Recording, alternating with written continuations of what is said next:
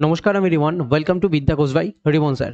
তাহলে তোমাদের আরআরবি এনটিপিসির পরীক্ষা 1 জুন থেকে হচ্ছে না। তোমরা অনেকেই হয়তো দেখতে পাচ্ছিলে যে 1 জুন থেকে আমাদের এক্সাম হবে। বিভিন্ন রকমভাবে গোপন সূত্রের মাধ্যমে কিন্তু খবর আসছিল এই দিক থেকে যে 1 জুন থেকে এক্সাম হবে, মানে 1 জুন থেকে। কিন্তু এই মুহূর্তে কথা হচ্ছে যে কি 1 জুন থেকে তোমাদের এনটিপিসির এক্সামটা হচ্ছে না। মোটামুটি অলমোস্ট এটা ক্লিয়ার হয়ে গেছে। ওয়েল, কেন হচ্ছে না চলো একবার আমি তোমাদের সেটা একবার জানিয়ে দিই। দেখো, recently government of India ministry of railway থেকে কিন্তু একটা নোটিশ জারি করা হয়েছে। এই নোটিশটা কিনে এই নোটিশটা হচ্ছে যারা ওই এসসি ক্যাটাগরির আন্ডারে পড়ছে তাদের যে মানে কিছু কাস্ট এখানে দিয়ে দিচ্ছে, সেই কাস্ট রিলেটেড একটা সমস্যা হয়েছে যে তাদের কাস্ট সার্টিফিকেটটা আবার নতুন করে আপলোড করতে বলা হয়েছে। এবার এখানে কি করতে হবে না করতে হবে সেটা পুরোপুরি এখানে আমাদের এই নোটিশে পুরোপুরি কমপ্লিটলি দিয়ে দেওয়া রয়েছে। কিন্তু এবার সমস্যা হচ্ছে, চলো এটা আমাদের কাজের জায়গা না। কাজের জায়গা কোনটা?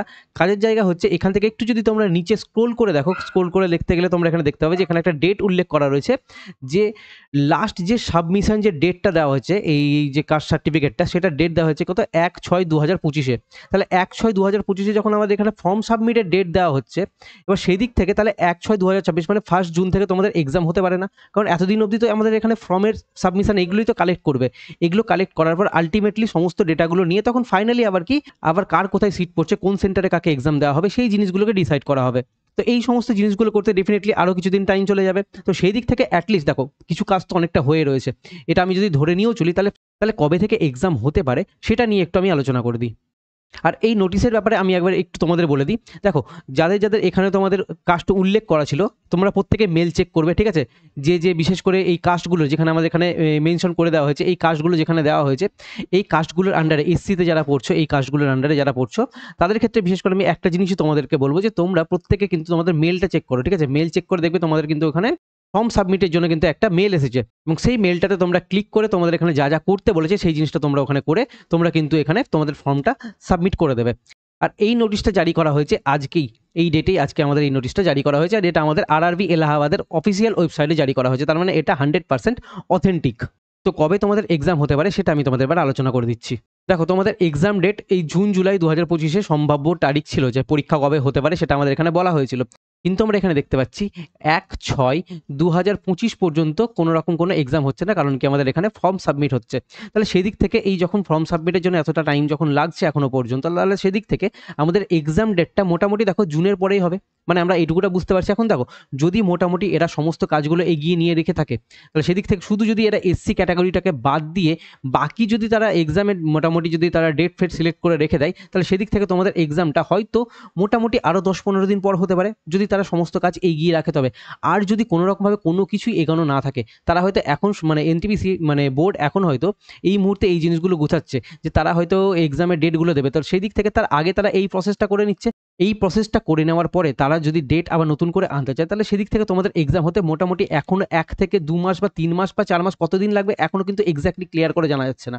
তো সেই জন্য এক্সাম কবে হতে পারে সেটা যদি আমরা জাস্ট নর্মাল বলে থাকি, তাহলে 2-3টে প্রেডিকশন বেরিয়ে আসবে এখান থেকে।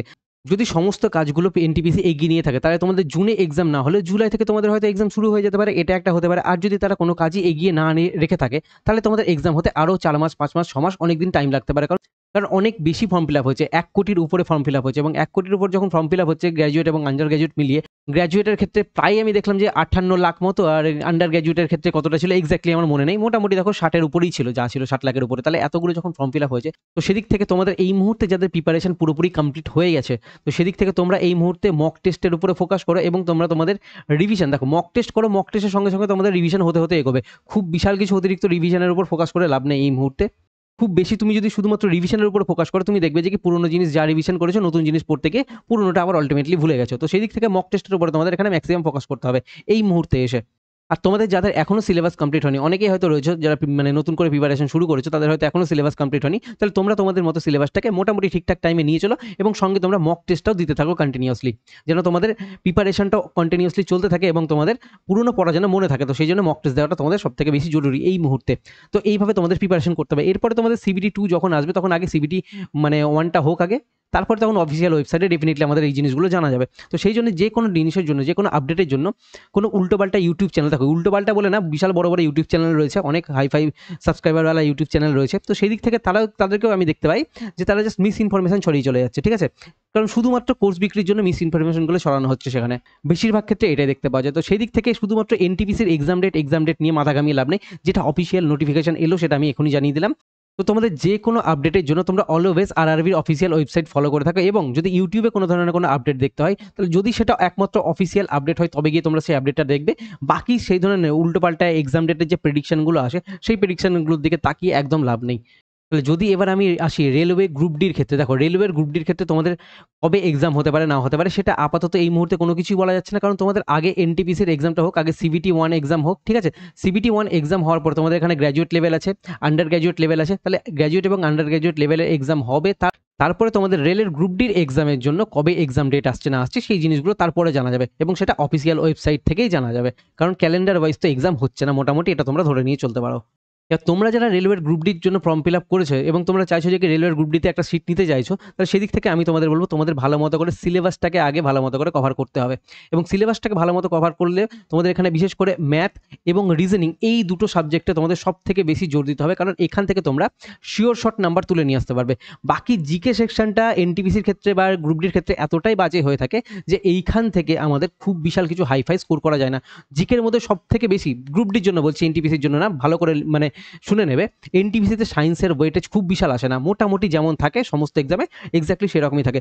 বাট রেলওয়ে গ্রুপ ডির ক্ষেত্রে তোমাদের এখানে সায়েন্সের পোর্শনটা সব থেকে বেশি থাকে, তো সেদিক থেকে সায়েন্সের পোর্শনটাতে খুব বেশি জোরদার, এবং ম্যাথ এবং রিজনিংয়ের উপরে তোমরা ম্যাক্সিমাম জোরদার এখানে। তো সেই জন্য আমি তোমাদের বলবো ম্যাথ এবং রিজনিংকে তুমি যাই করে নাও তুমি এখানে ফুল স্কোর করে নিয়ে আসতে পারবে, তোমার মধ্যে সেই ক্ষমতা রয়েছে। কিন্তু তুমি জিকের ক্ষেত্রে ফুল স্কোর করতে পারবে না, তুমি যদি সায়েন্সটা ঠিকঠাক মতো করে পড়ে রাখো তাহলে সেই দিক থেকে তুমি সায়েন্সে একটা ভালো স্কোর করে নিতে পারবে।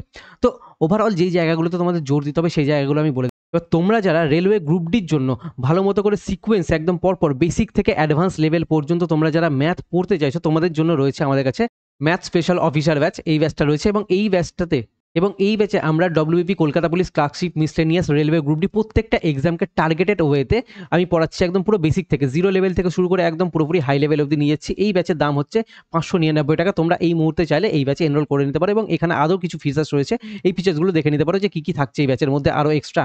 আর এই ব্যাচটা তোমরা পেয়ে যাবে বিদ্যা কোচ বাই রিমন স্যার অ্যাপে, এই অ্যাপটা আমাদের প্লে স্টোরে রয়েছে, তো প্লে স্টোর থেকে তোমরা ডাউনলোড করে সেখান থেকে রেজিস্টার করে তোমরা পেড কোর্স সেকশন থেকে এই ব্যাচটা পারচেস করে নিতে পারো এই মুহূর্তে। যারা ম্যাথে উইক তাদের জন্য আমি এই মুহূর্তে এই ব্যাচটা হাইলি রিকমেন্ড করবো, এবং তোমাদের জন্য যদি প্রস্তুতির কৌশলের ব্যাপারে আমাকে জানতে চাও তাহলে সেদিক থেকে আমি তোমাদের বলবো, দেখো এই ভিডিওতে আমি পুরোপুরি কৌশল কী হতে চায় মানে কী হতে পারে না হতে পারে, স্ট্র্যাটেজি কী থাকতে পারে পুরোপুরি আলোচনা করছি না। এখানে বেসিক্যালি তোমাদের এখানে মেনলি এই পয়েন্টটাতে মানে ধ্যান দিতে হবে। 8 থেকে 10 ঘন্টা তোমাকে এক্সামের আগে এই টাইমে পড়তে হবে, তোমরা যদি পারো এটাকে 12 ঘন্টা যদি বাড়াতে পারো তো 12 ঘন্টা বাড়াও, মানে বেসিক্যালি তোমাদের 8 থেকে 10 ঘন্টা মিনিমাম পড়াশোনা করতে হবে। ম্যাক্সিমাম এই টাইমে তোমাদের জোর দিতে হবে মক টেস্টের উপর, প্রিভিয়াস ইয়ারকে অ্যানালাইসিস করতে হবে। তোমরা এখানে মক টেস্ট দেবে দু ধরনের মক টেস্ট, একটা হবে previous year PYQ best mock test যেগুলো তোমাদের এর আগে হয়েছে, বিশেষ করে টাফ শিফটের যে এক্সামগুলো হয়েছিল সেইগুলো তোমরা এখানে বেশি করে দেবে, মানে শেষের দিকে যে এক্সাম হয়েছিল আগের বার এনটিপিসির সেইগুলো বেশি করে দেবে, এবং এর সঙ্গে এছাড়া বিভিন্ন আদার্স প্ল্যাটফর্মে যে হারে মক টেস্ট পাওয়া যাচ্ছে ওই নর্মাল মক টেস্টগুলো তোমরা দেবে, মানে দু ধরনের তোমাদের মক টেস্ট দিতে হবে। আর তোমরা প্রত্যেকে যেন ম্যাথ রিজনিং এবং জেনারেল অ্যাওয়ারনেস থাকতে, তো সেই দিক থেকে আমাদের সব থেকে বেশি ফোকাস করতে হবে ম্যাথে এবং রিজনিং এই পোর্শনটাই তোমাকে আলটিমেটলি বাঁচিয়ে নিয়ে আসবে। তুমি জেনারেল অ্যাওয়ারনেসে মোটামুটি একটা যদি অ্যাভারেজ স্কোর করতে পারো তাতে হয়ে যাবে, বাট এখান থেকে ম্যাথ এবং রিজনিং থেকে তোমরা যদি ফুল স্কোর তোমরা যদি 60 তুলতে পারো, বা সেক্ষেত্রে কিছু কম হয়তো 57 যদি হয় তাতেও খুব একটা ভালো স্কোর হয়ে দাঁড়াবে এই জায়গাটাতে। তো চেষ্টা করতে হবে তোমাদের একটা খুব ভালো স্কোর ম্যাথ এবং রিজনিং থেকে তুলে নিয়ে আসার। এরপরে বাকি তোমরা এক্সট্রা নাম্বার 20-25 যেটা তোমরা জেনারেল অ্যাওয়ারনেস থেকে পাচ্ছ সেটা তখন তোমরা তুলে নিয়ে এসো, বাট ম্যাথ এবং রিজনিংকে ফুল স্কোরের জন্য রাখতে হবে তোমাদের এখানে। কারণ তুমি যত ইচ্ছে তুমি জিকে পড়ে নাও, বিশাল কিন্তু জিকেতে স্কোর করতে পারবে না। আমি একটা মানে ম্যাক্সিমাম স্টুডেন্টের যেটা হয়ে থাকে, মানে যারা এক্সাম ক্র্যাক করছে আমি তাদের কথাই বলছি, তাদের ক্ষেত্রে তুমি খুব বিশাল কিন্তু জিকেতে স্কোর করতে পারবে না, পসিবল না। কারণ জিকে এতটাই বেশি টাফ আসে যে সেখান থেকে খুব বিশাল কিন্তু স্কোর করার জায়গা থাকে না। তো যাদের ম্যাথ এবং রিজনিং স্ট্রং হয়ে থাকে তারাই কিন্তু আলটিমেটলি ফাইনাল সিলেকশনটা নিয়ে যায় জিকের উপর একটা অ্যাভারেজ স্কোর করে নিয়ে, এবং এইখানে ম্যাথ এবং রিজনিং থেকে ফুল স্কোর করে নিয়ে এসে। তাহলে সেদিক থেকে ম্যাথ এবং রিজনিংটাকে হাইলি স্ট্রং করে রাখো, যেখান থেকে যেখানে পড়ছো সেখান থেকে পড়ো। তোমরা যারা ম্যাথ ভালো মতো পড়তে চাইছো তোমরা আমার কাছ থেকে ম্যাথ পড়ে নিতে পারো। সো ভিডিওটা এখানে শেষ করছি, ভিডিওটা ভালো লাগলে লাইক করে দেখা হচ্ছে আমাদের নেক্সট ভিডিওতে। Thank you.